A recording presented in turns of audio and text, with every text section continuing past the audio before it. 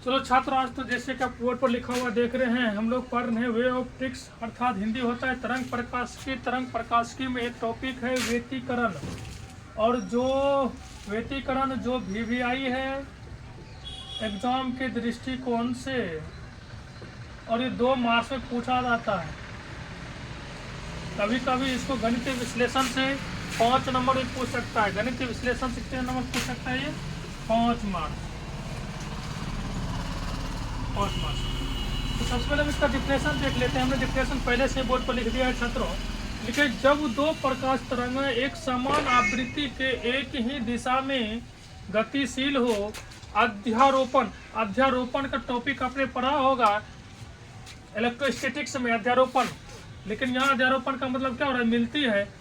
अध्यारोपण के पश्चात परिणामी तीव्रता में वृद्धि या कमी होती है। प्रकाश की इस घटना को प्रकाश का व्यतिकरण या व्यतिकरण कहते हैं। अर्थात देखो, हमने 2 बात लिखा, कंफ्यूज मत होना।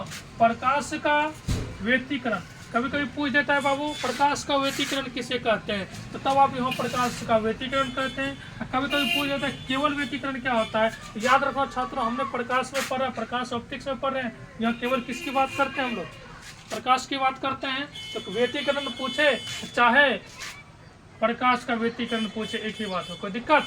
चलिए छात्रों, इसका ग्राफ भी नीचे बना के रखा है कि देखो, जब 2 प्रकाश तरंग है, एक प्रकाश तरंग y1 है और एक प्रकाश तरंग y2 है, समान आवृत्ति, इनकी जो आवृत्ति भी क्या है बाबू? एक समान है। यहाँ से यहाँ तक इसकी आवृत्ति है, यहाँ से यहाँ तक इसकी क्या है? आवृत्ति है।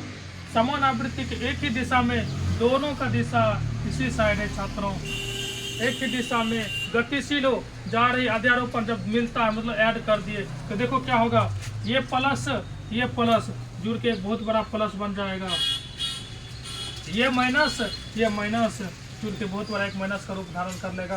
तो यहाँ क्या होगा? परिणामी तीव्रता में वृद्धि। तो लिख दिया परिणामी तीव्रता में वृद्धि। देखो कमी भी हो सकता है, तो ये प्लस, ये माइनस, ये प्लस, ये माइनस। यहाँ भी एक समान आवृत्ति का है, यहाँ भी एक समान आवृत्ति का। देखो ये प्लस जुड़ के क्या हो जाएगा? देखो ये प्लस, ये प्लस और ये माइनस, तो ये प्लस और माइनस घट जाएगा। परिणामी तीव्रता में क्या आ जाएगी? कमी आ जाएगी। ये माइनस, ये प्लस घट जाएगा, तो परिणामी तीव्रता में क्या आ जाएगी? ये हो जाएगा आपका प्लस का, ये हो जाएगा माइनस का, क्या हो जाएगा? कमी। तो परिणामी तीव्रता में वृद्धि भी हो रहा है और परिणामी तीव्रता में कमी बढ़ रहा है। मतलब यहाँ ऊपर के स्टेप में देखें तो इसमें क्या हो रहा है? वृद्धि हो रहा है। नीचे के स्टेप में देखें तो क्या हो रहा है? परिणामी तीव्रता में कमी आ रहा है। तो देखो, अब सवाल है कि परिणामी तीव्रता में वृद्धि आएगा तो उसको कौन सा व्यतिकरण कहेंगे, और परिणामी तीव्रता में कमी आएगा तो उनको कौन सा व्यतिकरण कहेंगे? छात्रों, व्यतिकरण 2 प्रकार के होते हैं। व्यतिकरण का प्रकार, व्यतिकरण कितने प्रकार के होते हैं? 2 प्रकार का। कितने प्रकार का? 2 प्रकार का। एक होता है समपोषी व्यतिकरण, एक होता है विनाशी व्यतिकरण। इसको कुछ याद नहीं रखना। वृद्धि हुआ है ना, इसमें वृद्धि हुआ है ना, इसको वृद्धि हो गया है, इसको हम लोग बोलते हैं समपोषी व्यतिकरण। विनाशी मतलब कमी आया है ना, परिणामी तीव्रता में कमी आई है, इनको हम लोग क्या बोल देते हैं? विनाशी व्यतिकरण। अब इन दोनों का डिफिनेशन भी आप लोग आसान से दे सकते हैं। इसका डिफिनेशन कर देंगे, जब 2 प्रकाश तरंग एक समान आवृत्ति की एक ही दिशा में गतिशील हो, अध्यारोपण के पश्चात जो परिणामी तीव्रता में वृद्धि हो, तो उसे हम लोग कौन सा व्यतिकरण कह देंगे? समपोषी व्यतिकरण कह देंगे। दूसरा डिफिनेशन यदि विनाशी व्यतिकरण कह दें, वही बात बोलेंगे, जब 2 प्रकाश तरंग एक समान आवृत्ति के एक ही दिशा में गतिशील हो, तो परिणाम अध्यारोपण के पश्चात जो परिणामी तीव्रता होगी उनमें क्या होगी? कमी होगी। उससे हम लोग क्या बोल देंगे? विनाशी व्यतिकरण कह देंगे। आज तो आपका 2 नंबर पक्का है था छात्रों, इसको अच्छे से एक बार रिवाइज कर लेना आप लोग। और कल नेक्स्ट डे हम लोग पढ़ेंगे गणितीय विश्लेषण, व्यतिकरण का